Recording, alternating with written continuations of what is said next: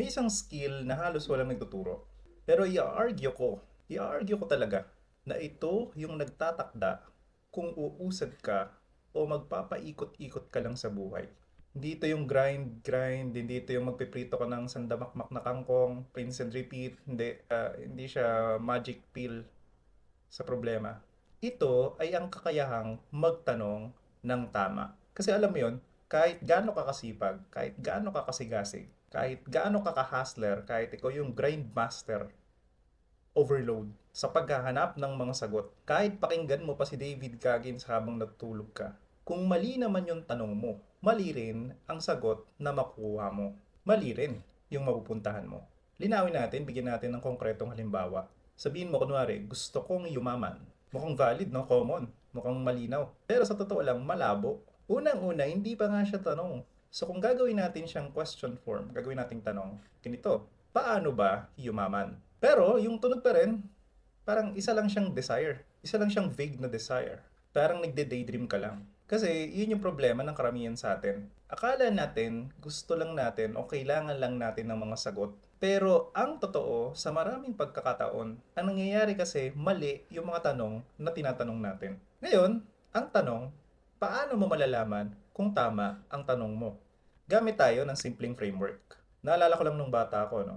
May mga nakikita akong parang mga signage. Minsan parang sa mga inukit na bato nakasulat, minsan sa mga poster. Madalas ko nakikita pag nakasakay ako sa jeep, nagitingin-tingin ako sa labas, o kaya kapag naglalakad-lakad ako sa daan. Hindi ko lang siya pinapansin noon, pero nung inisip ko, may sense yung framework.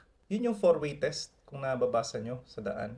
Ginagamit siya ng isang civic group, civic organization, para sa as guiding principles bilang gabay sa personal na buhay at negosyo. Pero para pasimplihin natin, ni-revise ko siya para mag-ukma sa tema ng video natin ngayon. Para sa tanong na kung paano ba magtanong ng tamang tanong.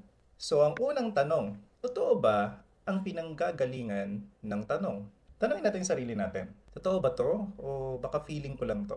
Sa gusto kong yumaman o paano ba yumaman? Gusto mo ba talaga yumaman? O gusto mo lang kumawala sa hirap, stress, at insecurity na nararanasan mo sa buhay? Magkaiba kasi yun. Kasi kung mali ang pinanggagalingan ng tanong, kahit perfect ang sagot, mali pa rin yung direksyon. Pangalawa, makatarungan ba ang tanong? Minsan kasi, ano yun eh, parang niloloko natin yung sarili natin. Naglalagay tayo ng tanong na pabor na agad sa gusto nating sagot. Balikan natin yung tanong natin, paano ba yumaman? Kung isipin mo maigi, ang assumption mo, parang sinasabi mo na agad, dapat yumaman ako. Eh paano yan? Malaki yung kakompetensya mo.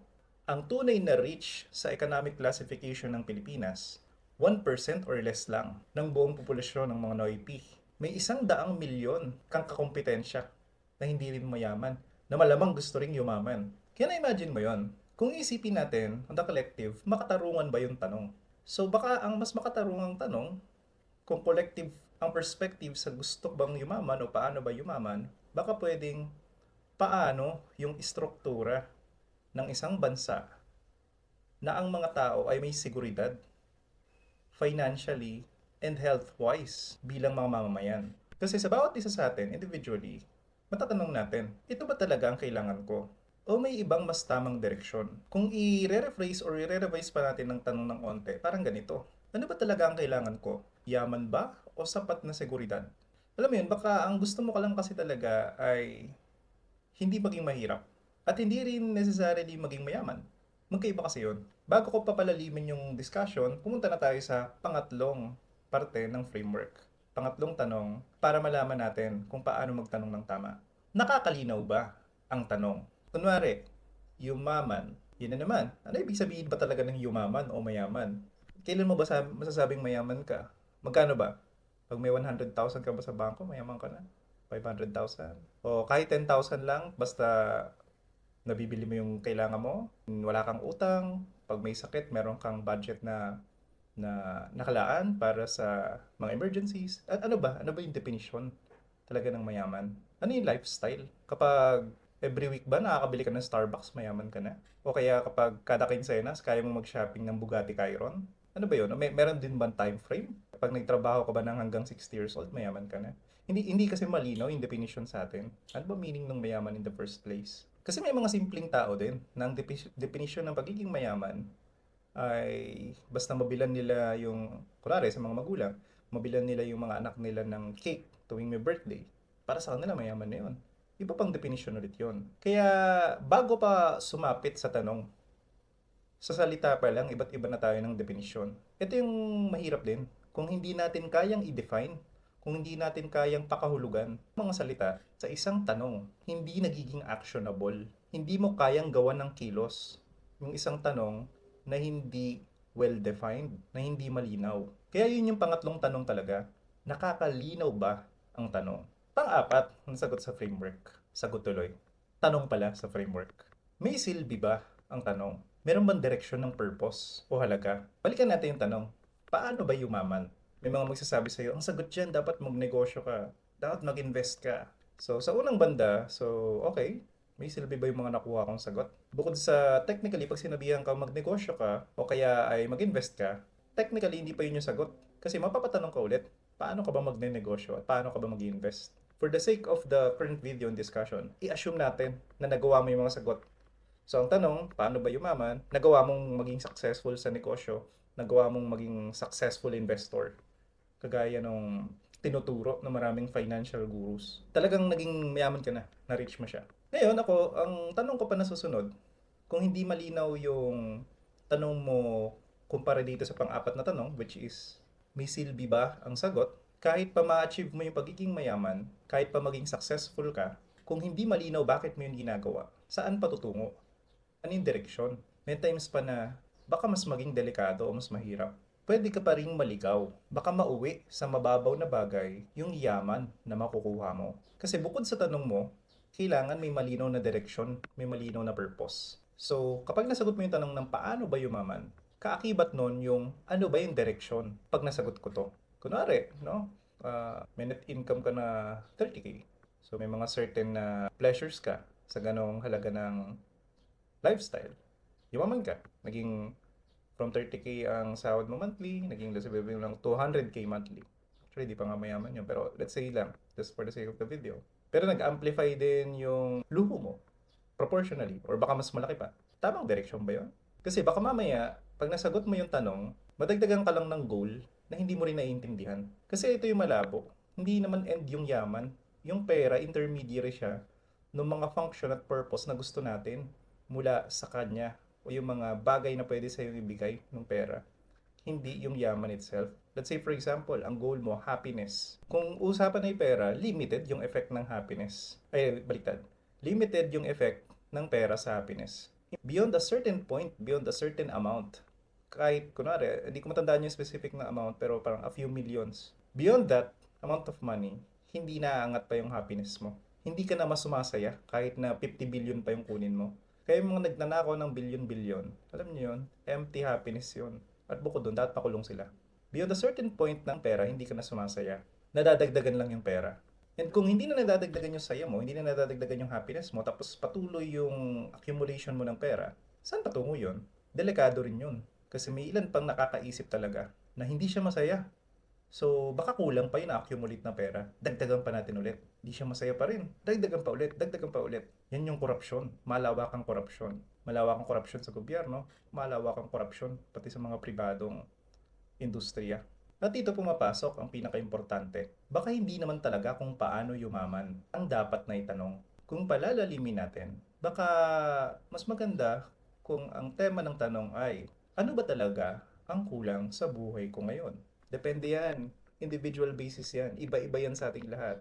Ano ba? Skills ba? Stability ba? Disiplina ba? O pera ba talaga? Makakasolve sa lahat ng problema mo? Kung pera, intermediary lang siya. So, may kakonect pa rin yun. Siguro masagot niya yung health, masagot niya yung food, masagot niya yung security, so on and so forth. But money shouldn't be the end.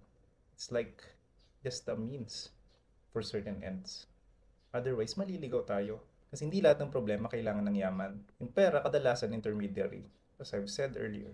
At katulad rin ng napag-usapan natin kanina, minsan iba-iba ang definition natin ng mayaman. Kala natin, dapat milyonaryo, maraming negosyo, 10 yung kotse, maraming luho. Pero pwede rin nating gawing definition ng mayaman, kayang tustusan ng mga pangangailangan, may ipon para sa emergencies, may freedom sa oras. Closest model that I can say are the Nordics way. Kaya sila yung consistent na pinaka-happy sa buong mundo.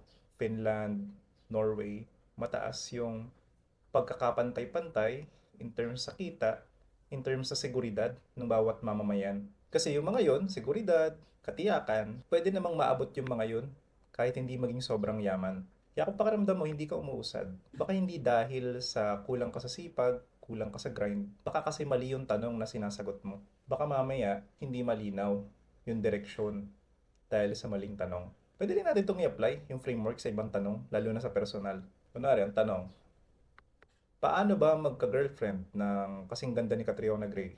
Alam mo yun, ang daming ganitong tanong, lalo na sa mga lalaki. Simple, mawaring direct, katulad ng paano kayo maman. Pero pag sinala mo gamit yung kaparehas sa framework, makikita mo agad na may problema. Katulad sa unang parte ng framework, totoo ba? Katotohanan ba yung pinanggagalingan ng tanong? Yun ba talaga yung gusto mong klase ng babae? O gusto mo lang ng validation? Ano ba? Para ba sa status? Para ba sa ego boost?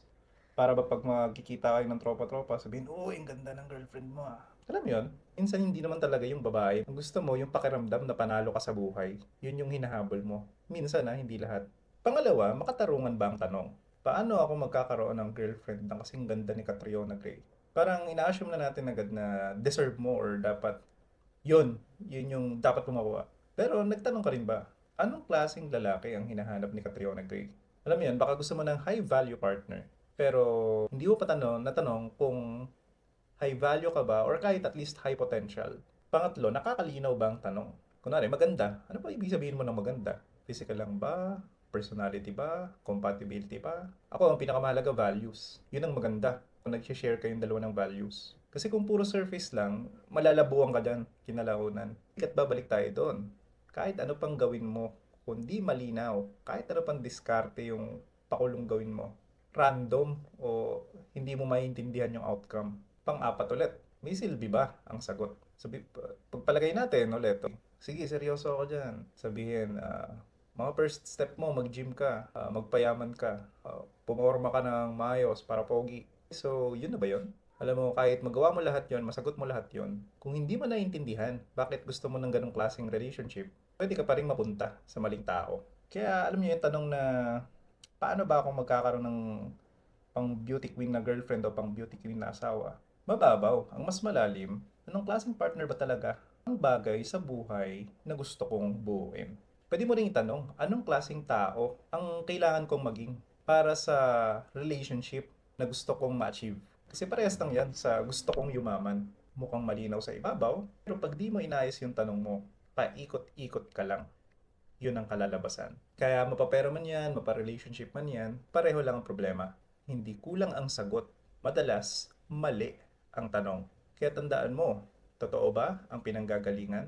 Makatarungan ba? Nakakalinaw ba? May silbi ba ang sagot? Pag-aralan mong i-test yung mga tanong mo sa buhay para mas luminaw at mas mapaayos ang mga direksyon na iyong pupuntahan. So uli, ito yung takeaway. Ayusin mo ang tanong mo at kusa ng lilinaw sa iyo ang mga sagot. And once again, to end the video, keep the faith, aim upwards, and keep moving forward. Padayon.